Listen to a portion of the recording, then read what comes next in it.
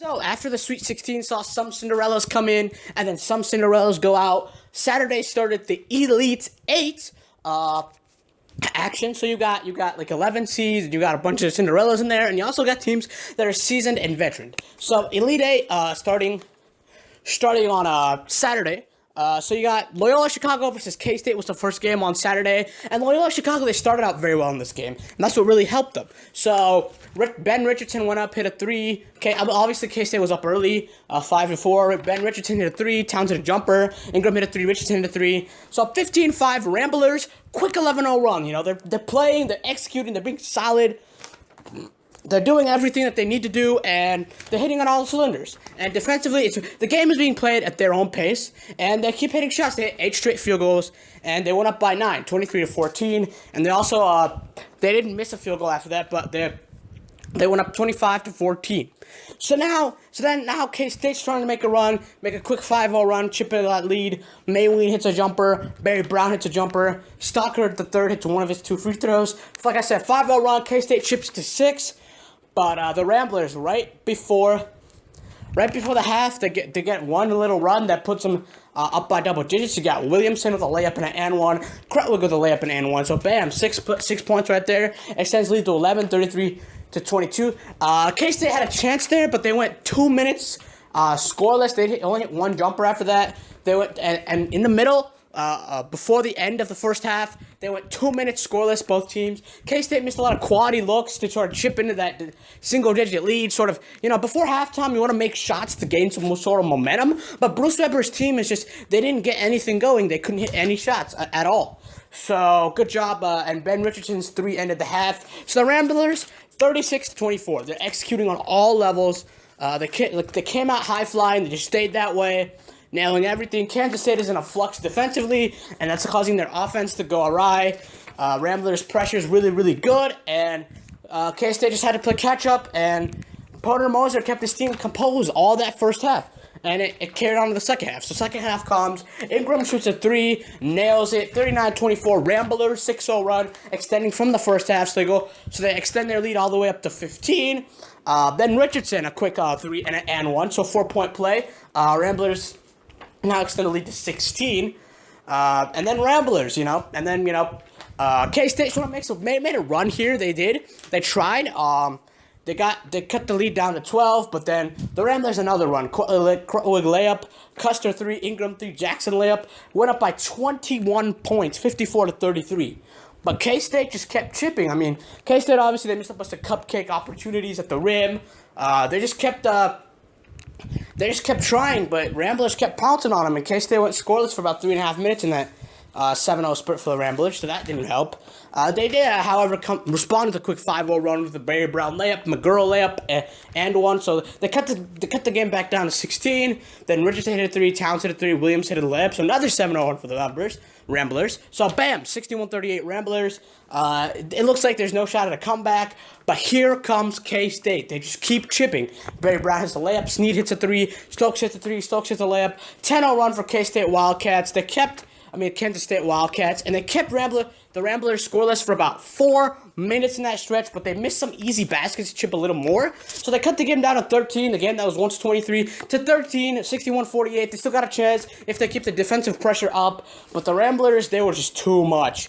And they just, at the end, they just hit a bunch of free throws by Towns, got a layup and one.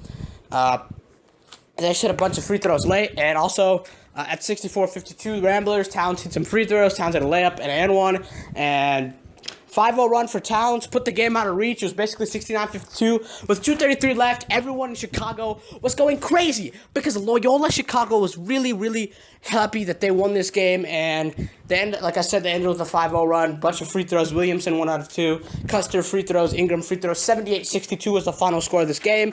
Congratulations to the Loyola Chicago Ramblers out of the Missouri Valley Conference. Nobody saw them winning. I didn't see them winning for sure. Like, they are such a solid team, fundamentally. They play well, they break defenses down, and they do everything a basketball team should do to win a game. So it's good to see them play really, really well, see them, excelling, and it's good to see them sort of, showing that what they can do. Like I said, they came out, they established a rhythm early in the first half. They kept it going, high offensive efficiency against Bruce Weber's defense. Bruce Weber has a really good defensive team, and that was really surprising to see the Ramblers just back cut and front cut in front of everything and just completely just run their entire offense, and just no disturbance whatsoever. They had 60% from the field. Bruce Weber's team gets bounced. They barely beat UMBC, and then they got a huge upset on Kentucky. Good one for Bruce Weber's team. They did a good job getting all the way down to the Elite Eight. I didn't even see them getting past Creighton. So good job to the Kansas State Wildcats for putting a fight in it. And sometimes you just you face a team that's hotter than you and you lose. That's how the tournament works. The Ramblers win again. Now they're the 4th 11th seed in history to advance to the Final Four. It's good to see Sister Jean's story keep going. We'll see how the Ramblers fare in the Final Four, but this is crazy. Them to come out of this region of Kentucky, Arizona, and Virginia. The Loyola Chicago Ramblers are the one to come out of that region. I thought that was one of the toughest regions to come out of, and it was for Loyola Chicago because a bunch of their close wins, but this was a complete clinical performance blowout. They did everything they needed to do. Kansas State didn't execute well at all, and Loyola Chicago picked up the win. A good job for the Ramblers, making history, playing well. Those guys are good players, all those guys are not even they were heavily recruited, but they're guys who were stars at their little high schools. So now they're on the national stage. Good job for them. The Loyola Chicago Ramblers advanced to the Final Four. Better get used to that because that is one hell of a storyline. Good job for Porter Moser also, coaching this team, getting them back to what they need to do, and good job for the Loyola Chicago for executing their game plan at absolute perfection. Only 0.003% of brackets had them in the Final Four, which is probably all Loyola Chicago fans. And only 52 in the NCAA Tournament Challenge. So that is crazy. Good job to the Ramblers. And let's move to the second game of the afternoon at Staples Center at the West Region. Michigan versus Florida State. Before I get into this one, I told you I actually went to this game. So I'm going to show you some pregame footage and the starting lineup footage before I talk about this game. So here it is for you guys right now.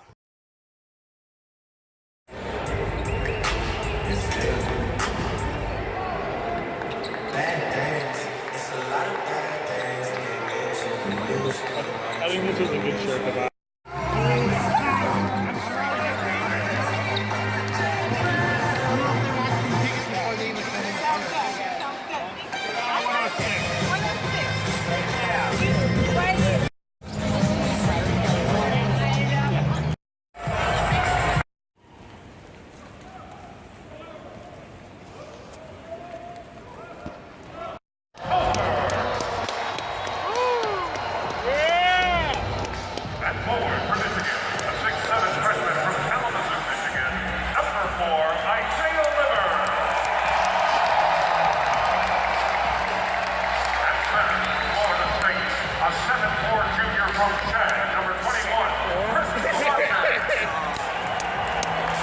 That is tall, man.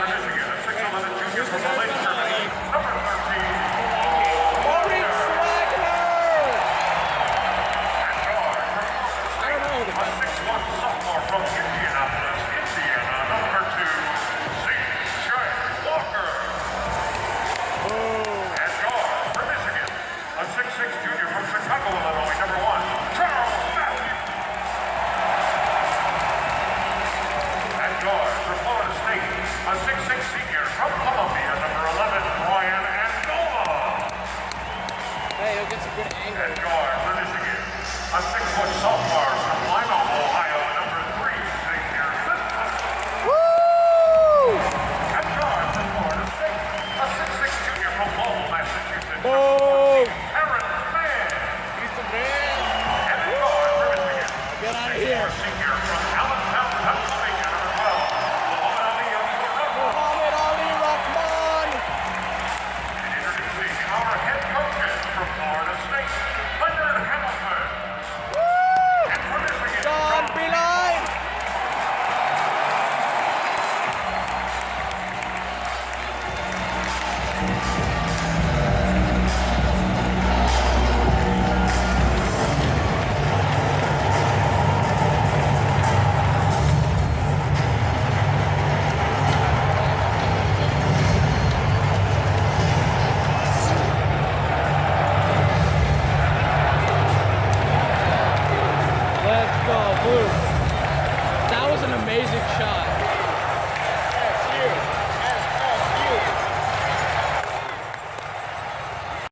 now that you've seen the pregame and the warm-ups, let's get into this one. So, both teams fighting down low early, settling in. Shots are just clanking off for both teams. Both teams, it's all grit and grind style game. So, Livers hit some free throws.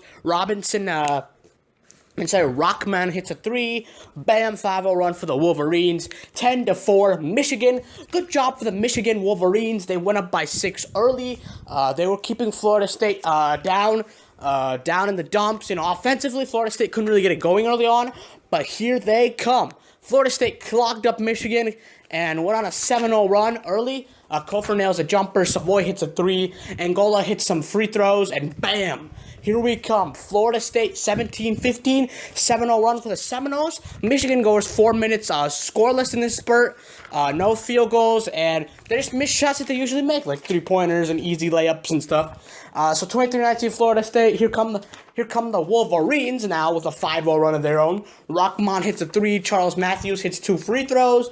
Bam. Michigan goes up 24-23 late in the half. And so the last 4:42 of this half, Florida State's up 26-24, but no field goals whatsoever. Both defenses clamped down, shot each other. They both played very similarly, so it was easy to see why. It was easy to see why they were sort of coming down.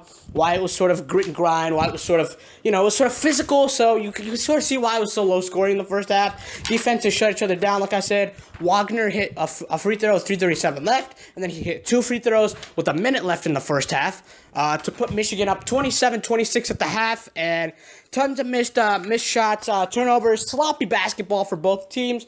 Both teams are sort of settling each other out. The way they both played, it's like an 80s style game. Just solid defenses, battling for everything, every type of shot. Floor spacing is rare. Michigan grabbed the lead early. FSU came back to grab a little lead, but Michigan got their defense set in sort of Florida State, and only 3 points for the last 4:42 of the half. And Michigan steals the lead up by 1. So now let's move to the second half here. Michigan came out with a lot more offensive energy. John Beilein sort of cleared the playbook in the second half. He saw what Florida State was doing, and he sort of saw how to take advantage of it. And early on, a quick 11-0 spurt led by a Mo Wagner layup, Charles Matthews 3, Charles Matthews layup, Xavier Simpson a layup, and a Duncan Robinson layup. Bam, 38-28. They really minimized Florida State's opportunities on offense. So Florida State was one and done on offense, and then Michigan would take the ball, run and gun, just go direct down the court, beat them down the court, get a bunch of easy baskets. That's how they were sort of getting creative offensively. But at Florida State clamped down yet again, held Michigan scoreless for about 7 minutes, and Forrest hits a top tip shot, Angola hits some free throws, Kofor hits a layup. Bam, 38-34. Bam, cut it to 4. Held Michigan scoreless for FSU was held scoreless for 7 minutes, sorry. So what I meant to say was, before Florida State scored again in the half, they scored the first basket, and then they didn't score for the next 7 minutes. That's how Michigan went on an 11-0 run.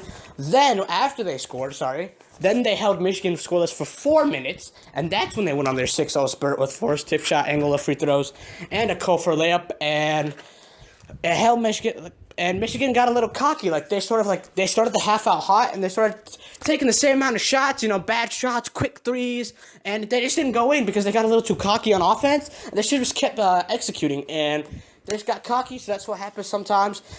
Michigan just kept their ground. Wagner had an and one. Michigan went up by 7, 45-38. Then Forrest hit some free throws. Hit like 4 free throws in a row. Bam, bam, drawing fouls. Bam, cuts the lead to 3. Michigan's only down. Michigan cuts the lead to 4. Michigan's and a 4-0 run. So Michigan was held scoreless for 3 minutes in a crucial juncture. But Florida State was unable to make easy field goals. So they just kept missing shots. The game was cut down to 3, but game was cut down to 3, but they just couldn't do it. It's 45-42, but they just couldn't narrow it down even more. And at 47-44, Charles Matthews nails a jumper. Xavier Simpson hits a layup, and Duncan Robinson corner 3, transition 3, kick out. Bam! Duncan Robinson puts it in, 54-44. At that point, the Michigan Wolverines are up by 10 points. They're playing high-level basketball, playing very, very well on defense. The defense is creating the offense. They held at Florida State scoreless for 2 minutes in that juncture with very, very good, like I said, good defense. John Beilein's team was finally started executing that defensive game plan, but the game wasn't over yet. So Terrence Mann comes up with a jumper. Then Savoy got fouled. He got fouled on a 3-point jumper, and he made all 3 free throws. Games cut down to 5. Quick 5-0 run. 54-59. Games cut to 5. And then you got Rahkman went 1 for 2. Then Savoy nailed a 3. So 55-52 Michigan at this point, and a miss on the front end of a 1-1. So Florida State's got a shot here. Florida State's got a shot to come back and tie this game. So I actually got live footage of this one. So I'm not gonna tell you what happened. I'm gonna tell you what happened first, and then I'm gonna show you what happened. So Savoy got a good look off a screen for 3 to tie the game, and he misses. Michigan gets the ball and calls timeout. Here is that sequence for you in live footage, very up close. Here you go. Just look at what happens in this play. It's a very quick 12 seconds, but you will see exactly how this play got set up and how Savoy missed that easy game-tying 3-point jumper. What are you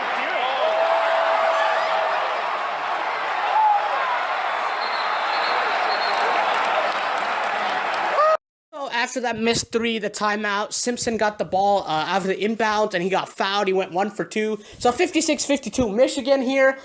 Savoy clanked a 3. Walker clanks a 3. And then Kofor finally hits a tip shot. But it's 56-54. Only 29 seconds to go in this game.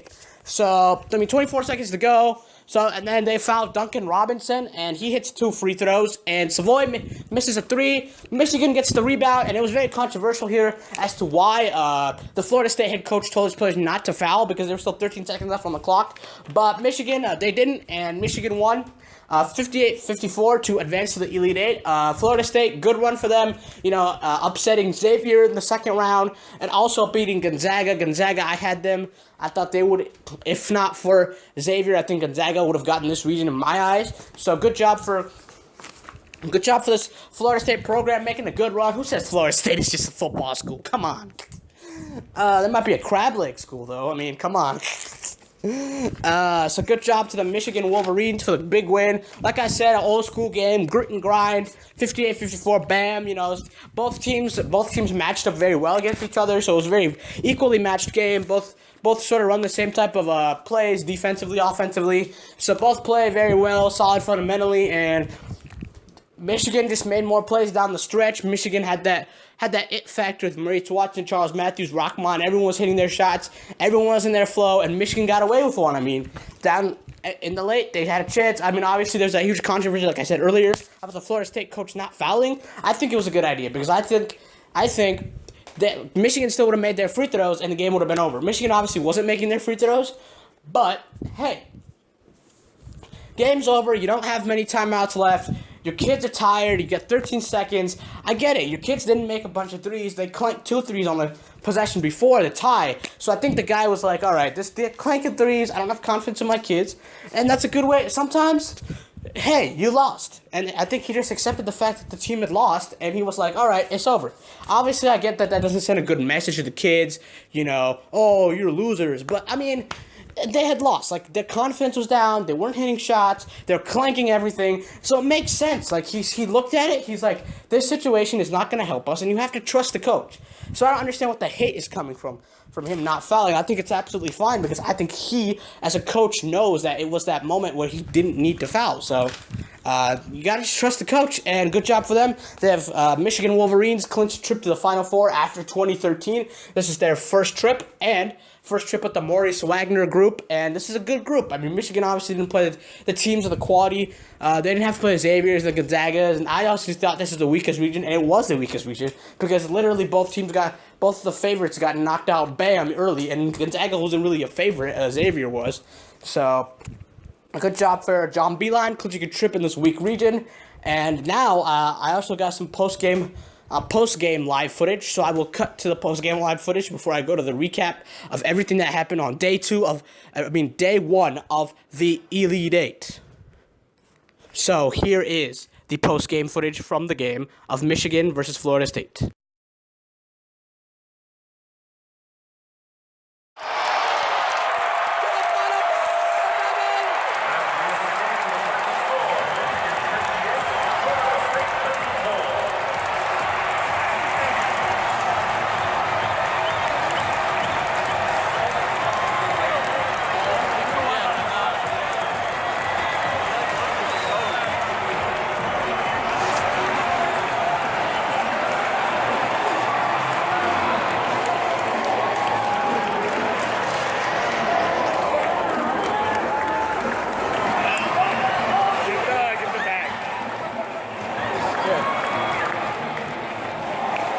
check if the tickets are still in there.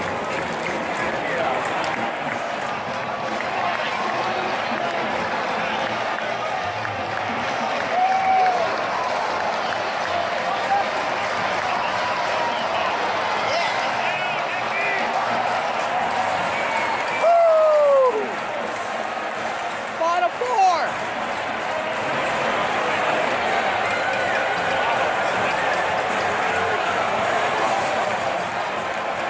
Congratulations to the West Regional Champion Michigan Wolverines. Michigan Wolverines! Advance to the NCAA Final Four in San Antonio next Saturday, March 31st at the Alamo. Oh, are they doing We invite you to remain in the venue for the regional championship trophy presentation. In approximately 5 minutes.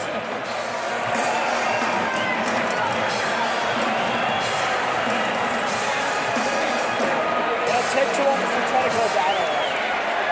It takes about 15 minutes to go all the way down.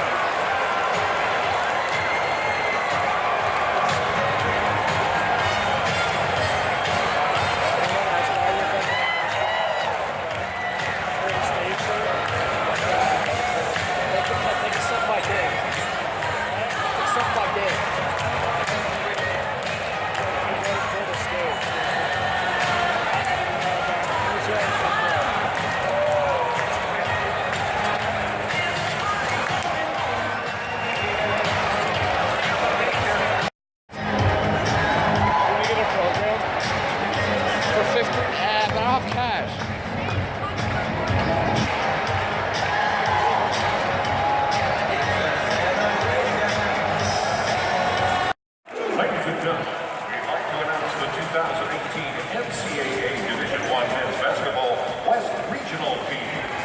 From Florida State, Terrence Mann. From Florida State, Phil Colbert. From Michigan, Mohamed Ali Abdur-Rahkman. From Michigan, Cole Wagner. The most outstanding player in the West Region. From the University of Michigan, Charles.